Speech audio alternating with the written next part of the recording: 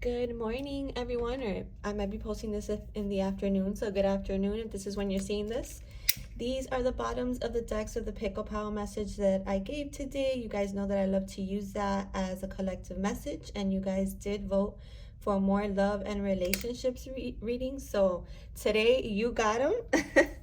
We're gonna do them. I mean, I love to channel all the messages that come through, which is why I really want to do longer videos on YouTube, but your girl is busy, so we'll figure it out. If the piles resonate and you're looking for a more personal read, of course, you know that you guys can always book this, even if I'm not as active on social media, nadia-alchemy.com, or you can DM me and we can talk about what you feel is the best option for you. I will be kind of changing up my readings soon, but you'll see posts about that. Also, I do have a Reiki circle happening on Sunday or Monday. I know the full moon is on Monday. I haven't decided which day I'm going to do it. It's going to depend on how I feel and the energy. But if you're interested in that, go ahead and go book that. I will try to link it in this post. It doesn't always let me, but if it doesn't, you can go via my website or book via my website. All right, so let's get to the love message, you guys, the general collective love message that was kind of tied into the pickup house, especially if those didn't resonate, maybe these will. So, look at this, full moon. I didn't even realize this card is a full moon card. Okay, so in this week, right, astrologically, we're really being asked to surrender to the divine, right? Look at how beautiful and full that moon is. Just like the moon, we are full of emotion and of phases and of changing tides is what I'm getting. Okay, and so if you're feeling really frustrated, really detached, if you're being heavily triggered when it comes to love and relationships or this area of your life, you're being asked to surrender to the divine. But more than that, what the divine is doing is utilizing the full moon energy to kind of sweep up all this debris, emotional debris, so that you can feel it, release it, move on. Okay, again, when things get really heavy, doesn't matter whether it's love or other, surrender to divine, give it over to the divine. It's not yours to carry. And you can say those words as an affirmation. I give this to you, God. I give this to you, source. I give this to you, universe, and I let you handle it. Okay, so there's this energy here of surrendering to the divine, especially this week, the week of the full moon. And why is that, right? So the reason that this is occurring is because there is this big shift in the energy. I've been seeing the Wheel of Fortune, the Empress, what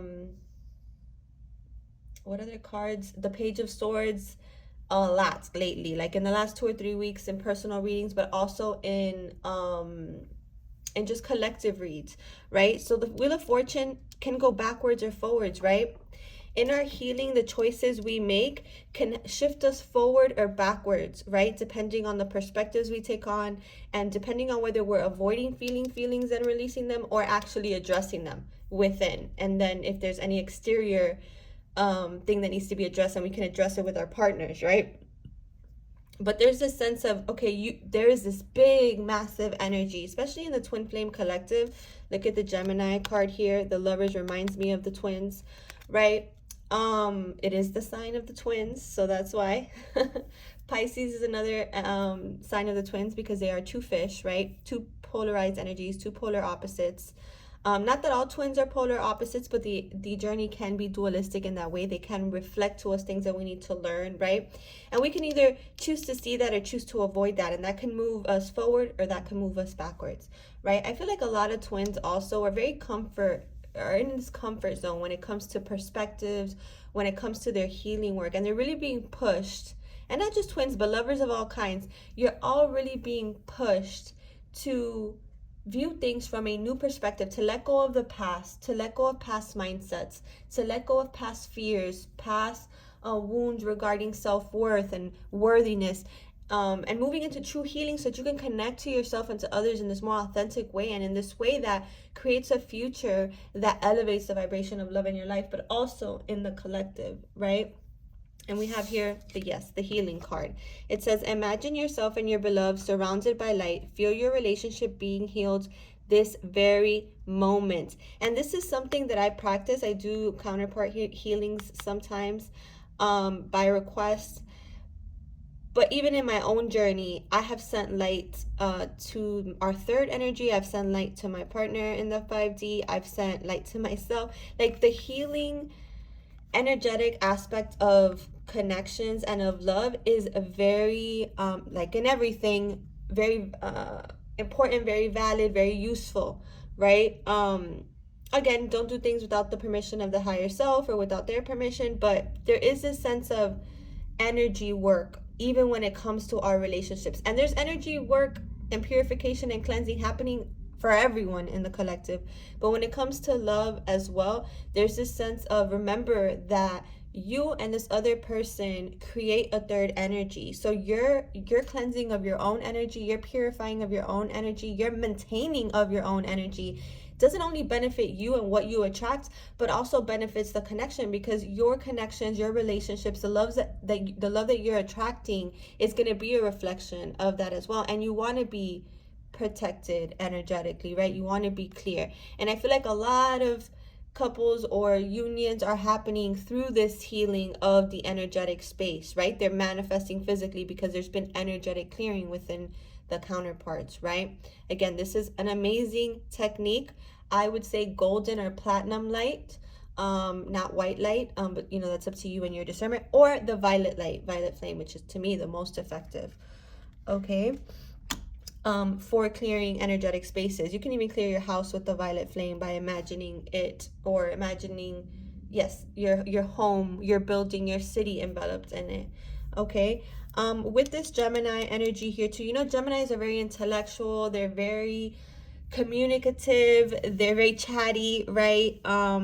Sometimes they can be childish, but I feel like the energy of Gemini in this sense, it's like we're healing the inner child, okay? Real relationships, real spiritually evolving relationships allow for this healing, right? They create the space for inner child healing through, yes, observation, reflection, purification, transmutation of inner child wounds, but also through childlike wonder, through bringing out the child in all of us, the joy, right? So again, this is important, part of a way to bring clearer or more divine energy into your connection or to yourself is to approach life in this way sometimes too. Not to say that you approach everything in life as from this, childish place, but it's important to, honor and create space for the inner child also in relationships, right? This keeps you young. This keeps you having fun with each other. And again, communication is definitely key for healing as well. Okay, for some, this communication is not just a verbal communication. Could be communication, telepathic communication, 5D communication. I know if you guys aren't familiar with that kind of thing in relationships, that might be like, whoa, that's a lot. But for those of us who are connected to people on this spiritual level and who understand this, or even those of you who maybe are already meeting the energies at a 5D level, there's this, even if they're not in the physical, is what I mean, there's this sense of communication. There's this sense of reaching out. There's this sense of having conversations, maybe in dream spaces, or like I said, in higher dimensions before they actually occur in the physical. It kind of helps you prepare, but it also kind of opens the channels of communication. And sometimes by doing this, when you do finally have the conversation in person, it's like both people have already sensed it, both people want to talk about it. And I know, again, this could sound very woo-ha if you're new here, or if you know me from my personal life and don't know about these types of connections, but if you know, you know. So it's important, again, to have those important conversations with each other. This card also says inquisitive, and there's this sense of inquisitiveness with the lovers as well, meaning there's questions that we want to ask, there's things we want to express about the present, about the future, about the past even, but it definitely feels more about the present and the future, right? I feel like a lot of times in these connections, especially that have spanned over time, we tend to dwell on the past, right? Past mindsets, past timelines, and really, I don't think at this point it's really so effective for us anymore. Yes, you can shed light on that, but only in the effort of moving forward. I know in Cancer season we all want to dwell on the past, but it's less about that and more about surrendering what's already happened and bringing in that intellectual knowledge that you have about each other and your relationship and about love, if you haven't met someone yet, and applying that to how you think about love, how you talk about love, how you express love. Okay. Again, for a lot of people, there is this integration happening with union. There are people on different waves. There are people who have been on this journey for more time, less time. Where you're at on this integration journey, it's dependent on you, how you've done the healing, which way you've let that wheel turn, whether forwards or backwards in your perspective and perceptions.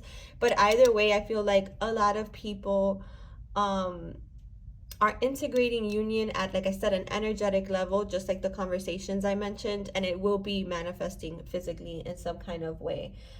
Signs and synchronicities are a thing. You might be seeing numbers. I see a lot of 232s, 323s associated with my journey. For some, it may be a particular bird or an animal sync.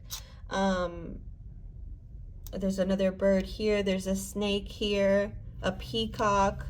There's many different things that can. Oh, I'm seeing a lot of yellow here as well. So solar plexus, right? I feel like in the collective as well, there's insecurity, right? Sometimes it's on the masculine side, sometimes it's on the feminine side. I feel like it's in both. There's insecurity or doubt. That's that feeling you get in your stomach when you're like, oh fuck, something bad. You start fearing something bad might happen.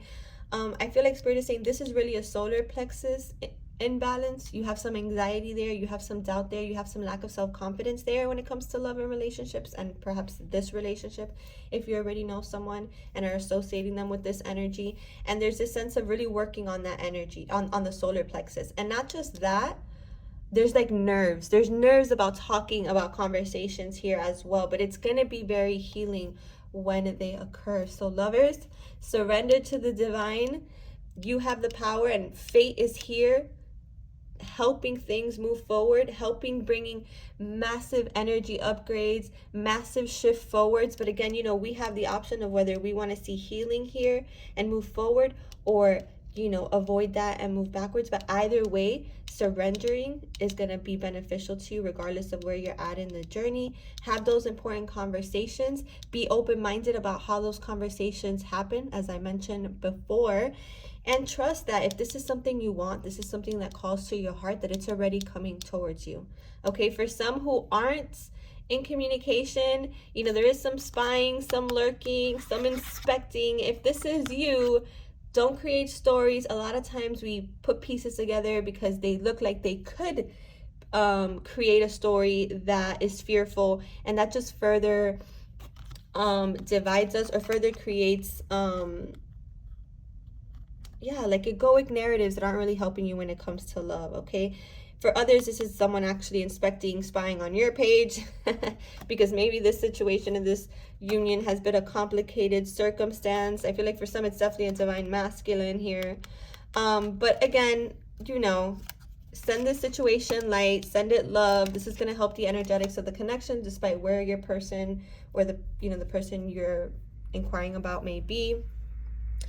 There's also this sense of be careful not to criticize each other. And that's what I was telling you guys about this energy. The healing could go forwards or backwards, whether you're avoiding it or actually seeing it. Criticizing each other doesn't help, okay? It says criticizing one another will only lead to further unhappiness. Love and accept each other as you are, and your relationship will magically transform. Okay, so again, criticisms of the past, how things happened, what someone did, that if you want to move things forward, yes, you need to have conversations that are healing, but criticizing each other isn't helpful. And that's the Gemini energy too. It can be very critical, okay, and judgmental at times, right? So be careful not to do that. Yeah. And again, the more independent you feel, the more vibrationally aligned you feel alone, the more you're going to be attracting this kind of energy into your life.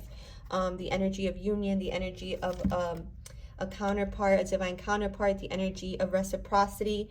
And again, oh my gosh, another message here. Bring love into the situation, not criticisms, not doubts, not fears, not what was or what they've said would be. Tap into love, you guys. You want to see this more in your life, you have to embody it more as well. Okay, and this means loving yourself and, perceiving love and dynamics from a place of love as well. Okay, so I hope that this resonated, you guys. Again, if you want to book the Reiki or a reading, NadiaAlchemy.com. It's linked in my bio. Love you.